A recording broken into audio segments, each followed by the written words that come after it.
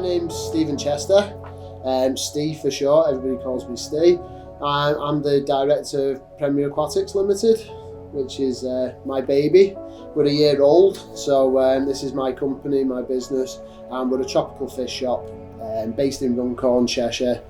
And we seem to have hit upon a winning formula, I think. We seem to be really popular at the moment, which is fantastic, absolutely exactly what I wanted from the business, to help the local community, and it seems further afield, but to help local fish keepers and offer a really good, reliable service. We seem to be doing that quite well at the moment, so very, very happy.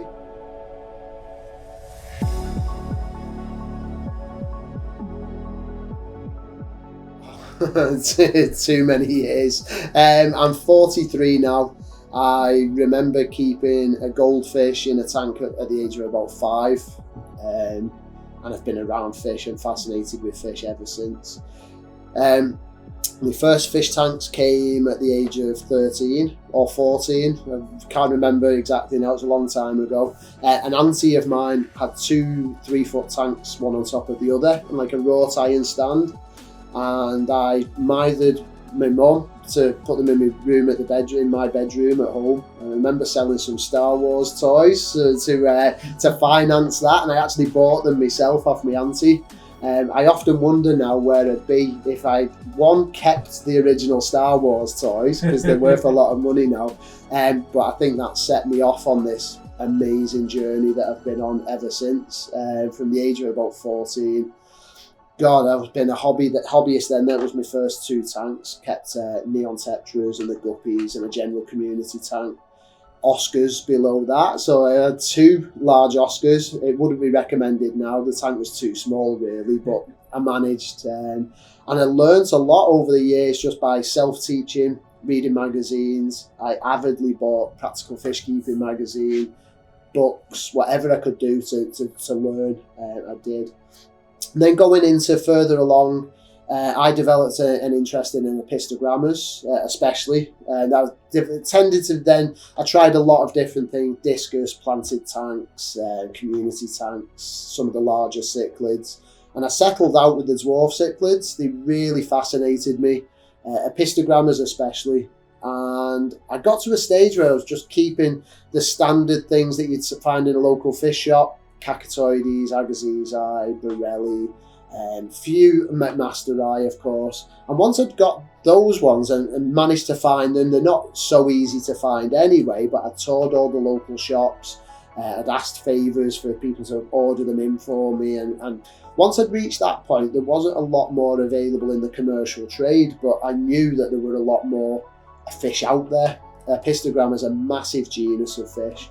Way over 200 different species, and I was just intrigued. I wanted to collect more. It became a collecting thing as well as the breeding of them, and that led me into the organised hobby. So I first made contact with the Northwest Cichlid Group. That was local to me. They were based in Rainford, and yeah, I went down to their auction, so one of their auctions, met the guys that were involved with running that, and quickly became associated with them, went to the club meetings.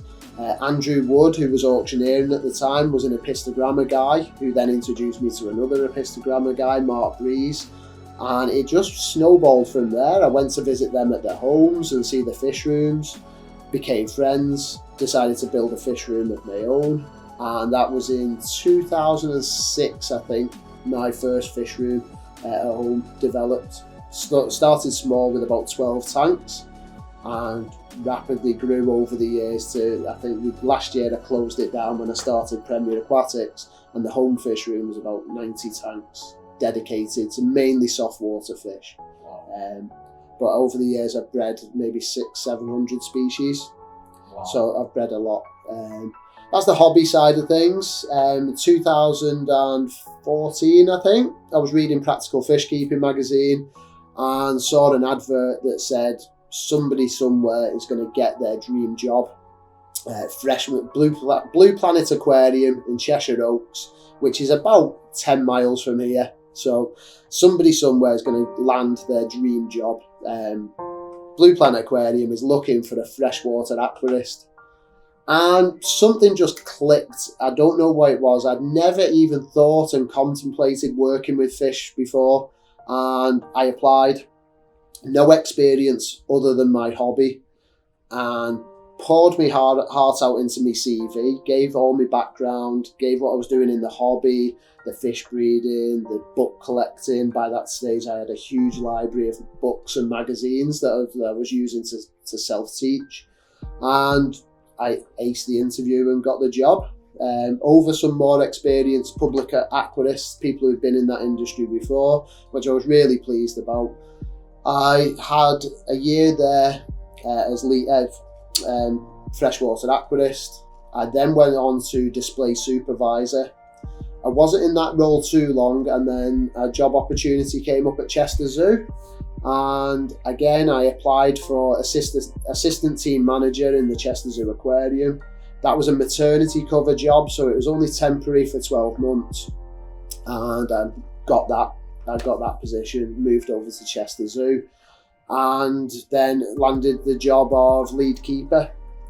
Almost straight away by a fluke that somebody had left after 30 years of being in the aquarium. But that opened up a full-time position for me. And I moved into the lead keeper role after I'd finished the assistant team manager role. And then from there, I had 5 wonderful years at Chester Zoo, and then decided to start Premier Aquatics last year. And the rest, they say, is history, but that's a brief potted history of where we are and how I've ended up here at Premier Aquatics.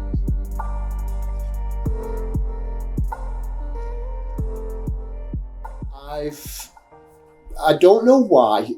At the age of 18, 19, I said to myself, I used to tell myself all the time, by the time I'm 40, I'll own my own business.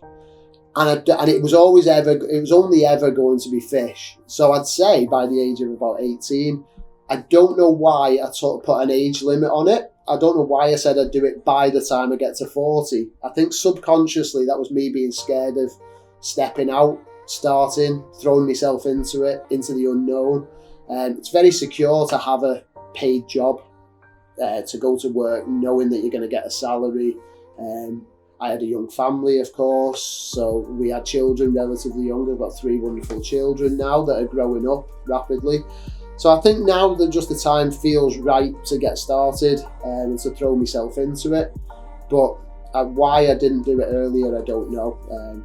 Maybe it wouldn't have been as much as a success as it is being now. Maybe my maturity's a big bonus in that. But yeah, it took me a long time from the initial thought that one day I will own my own business to actually owning it and starting it, and now owning what has turned into a limited company with an amazing customer base, and hopefully, judging by the customers' reactions, an amazing fish shop as well. So I'm really delighted.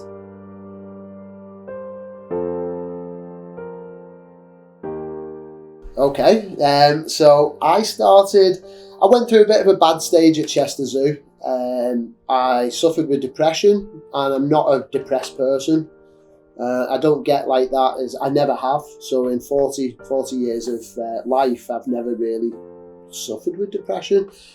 Just a few things at the zoo, the way they're set up with the team, certain individuals within the team, the monotonous sort of rota of the job and everything else. And I really went through a tough stage. Coming out of that, I managed to get myself through that, started running, really worked hard to get, the doctors wanted to put me on antidepressants, and I didn't really believe that I needed that. I just needed a change, I think. I realised quite quickly that I needed something to change in life and the direction that I was going. Wasn't feeling satisfied with work and how everything was going with work. I just sort of drifted through it. Even though Chester Zoo is an amazing career job, I thought there was more to life than working for somebody else and working for a big organisation like that. So in 2019, September, I registered what was initially Aquazoo, was the original name that I chose for the business, and chose Aquazoo, registered it as a limited company, and I think that's September 2019. And I did that to protect the name. Quite naively, I didn't do my research properly and quickly found out that there is a company out there trading as Aquazoo, and I didn't want to clash. So that was the initial start, September 2019.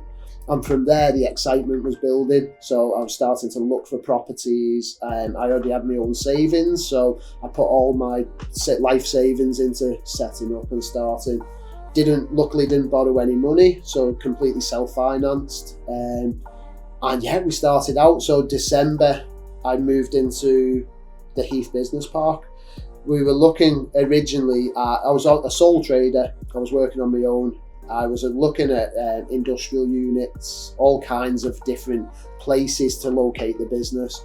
The industrial units were great, but they were very, very cold. We were getting into winter. Well, we were in winter, it was December, but it quickly became apparent that my budget would have been swallowed up just by insulating the building rather than... Do you get what I mean? I needed to insulate the building to keep the tanks warm and to stop the electricity bill being too high. And it quickly realised that with the budget that I had, it wasn't really a viable sort of business plan. So I moved, well, as I was looking, I started to look for more and more obscure places, maybe a barn or double garage maybe, or something that I could use to put a small business in. We intended to be a very small online business with a rack of tanks and to be shipping fish out. That was the plan that I had. And I stumbled across an advert for Heath Business Park and the Science Centre and lab space. And the more I thought about it, I'd worked in labs both at Blue Planet and Chester Zoo. We'd been around that sort of environment, so I knew my way around at a science lab. I knew how they were laid out. Nice non-slip flooring. This building had really thick concrete walls, retain the heating. And yeah, so I came for a meeting with the sales manager here and ended up looking at this room that we're in now, Lab 507A, 750 square foot. It was the smallest room that they had, and it seemed ginormous to me. It was an empty room, but it seemed absolutely huge. And there's a picture of me just after we'd received the keys and had signed the paperwork to take on the room. There's a picture of me stood in there in an empty room. And the second my friend Graham took the photograph, I can remember thinking, how the hell am I going to fill this room up? And 12 months later, we filled it and now we're looking for somewhere bigger. So it's been an amazing journey. It really has.